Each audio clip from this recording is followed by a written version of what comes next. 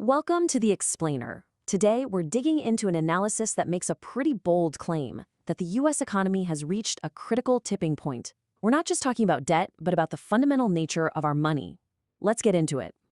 So, the source material kicks things off with this really powerful metaphor.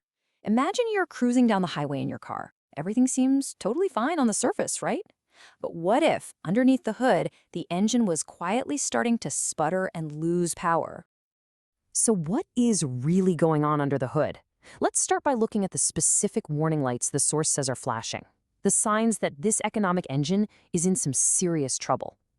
According to this analysis, it's not just one thing, it's a whole bunch of key indicators all suggesting that the economic engine isn't just humming along anymore, it's actually losing steam. Okay, so this number 50.1 comes from something called the ISM Services Index. All you need to know is that anything above 50 means the economy's service sector is growing. Anything below means it's shrinking. So at 50.1, yeah, we're basically at a standstill, just barely treading water. And it looks like the job market is cooling off too. The source points out that jobless claims just hit their highest levels since 2021. And remember that services index? Well, the part that tracks jobs has dropped well into contraction territory. The argument here is simple. Companies are starting to cut back, not go on hiring sprees. On top of that, you've got what's happening in our factories. Orders for durable goods, the big, expensive stuff, they absolutely plunged by 9.3% in a single month. To put it simply, businesses are hitting the brakes on investing in the things they need to grow. And while all that's happening, what about regular people? Well, U.S. household debt has exploded past $18.4 trillion. The analysis also makes it clear that more and more people are falling behind on their payments, on everything from student loans and credit cards to car loans. So you have a slowing economy, more people out of work, and consumers who are totally strapped for cash. But according to this source, these aren't just separate, isolated problems. They're all symptoms pointing to a much deeper, more dangerous economic condition. And that condition is called stagflation. It is a really toxic economic mix. It's when the economy stagnates or even shrinks, but at the same time, the prices you pay for everything just keep going up. This puts central banks in a completely impossible situation because the tools they use to fight inflation usually make the stagnation even worse and vice versa.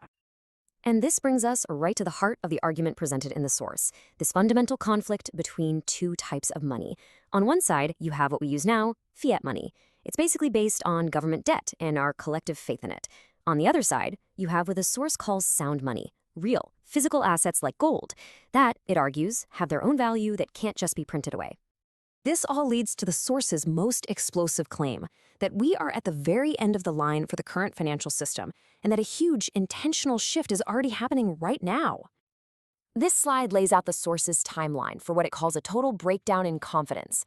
The argument is that trust between big banks died in 2008. Then, trust between the world's central banks died in 2015.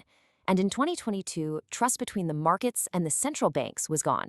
The only thing left holding it all together, it claims, is our confidence, the public's.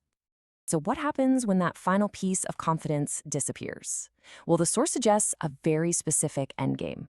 It says that these newly legalized stablecoins are actually a tool designed to create a brand new market for the dollar, kick off a period of hyperinflation, and basically vaporize trillions of dollars in government debt that can never be paid back. And the potential size of this new market is just mind-boggling. The source cites some projections that say the stablecoin market could swell from around $125 billion today to $2 trillion by 2028. That would create a massive new pipeline to just flood the world with more currency. So when you're faced with a prediction that stark, a whole system on the verge of a reset, what does the source say you should actually do about it? The number one solution offered is a return to physical gold and silver. And just look at this table. It shows the source's own math on what it calls the true fundamental value of these metals. The argument is that they are so incredibly undervalued right now, it's hard to even wrap your head around. The gap between the current price and this calculated value is, well, it's staggering. And this gets to the absolute core of the proposed strategy. The mantra is, if you don't hold it, you don't own it. The analysis really hammers this point home. Paper contracts or ETFs are not the same thing as physical ownership. To truly protect your wealth through a transition like this, the argument goes, you have to hold the actual physical assets yourself. But the strategy in the source material goes way beyond just your finances. It's about building personal, real-world resilience through something it calls the surety mantra. See the play on words? It's about having surety by shoring up these 8 critical areas of your life, from the absolute basics like food and water, all the way to community and preserving your wealth. Ultimately, the entire analysis leaves us with this one really provocative question. Is this predicted shift in our money system a giant transfer of risk onto the shoulders of an unprepared public? Or, for the people who understand what's happening and get ready for it, could this be the greatest wealth transfer opportunity in all of history? It is a powerful thought to end on.